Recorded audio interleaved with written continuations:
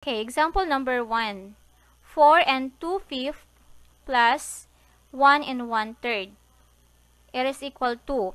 Okay, so kung mapapansin nyo, yung dalawang proper fraction natin, which is 2/5 and 1/3, ay magkaiba ng denominator. So, ang gagawin po natin is to rewrite vertically. It becomes 4 and 2/5 plus 1 and 1/3. And after that, find the LCD. Kukunin natin yung least common denominator kasi magkaiba sila ng denominator. Kailangan pareho sila ng denominator. So, find their equivalent fractions. So, ang denominator natin na 5 and 3. And then, find the LCM or the least common multiple. So, the multiple of 5, we have 5, 10, 15, 20. And the multiple of 3, we have 3, 6, 9, 12, 15, 18.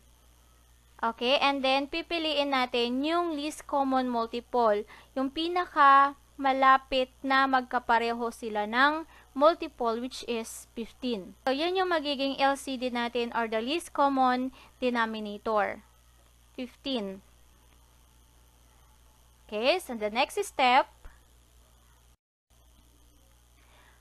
we have 4 and 2/5 plus 1 and 1/3. Then, get the equivalent fraction. The equivalent fraction is 4.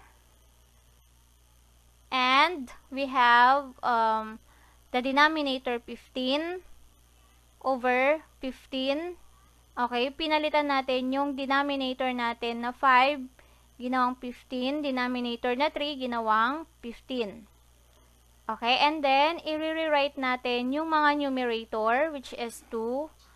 And then, 15 divided by 5 is 3. Yun yung i-multiply natin sa numerator. So, magiging 2 times 3. 1 and 1/3, it becomes 1. And, rewrite natin yung numerator na 1. And then, 15 divided by 3 equals 5. So, yun yung i-multiply natin sa numerator. Okay, so next step, simplify. So, we have 4. 2 times 3 equals 6. And then, copy the denominator 15. Plus, copy the whole number 1. And then, we multiply 1 times 5 equals 5. And then, copy the denominator 15.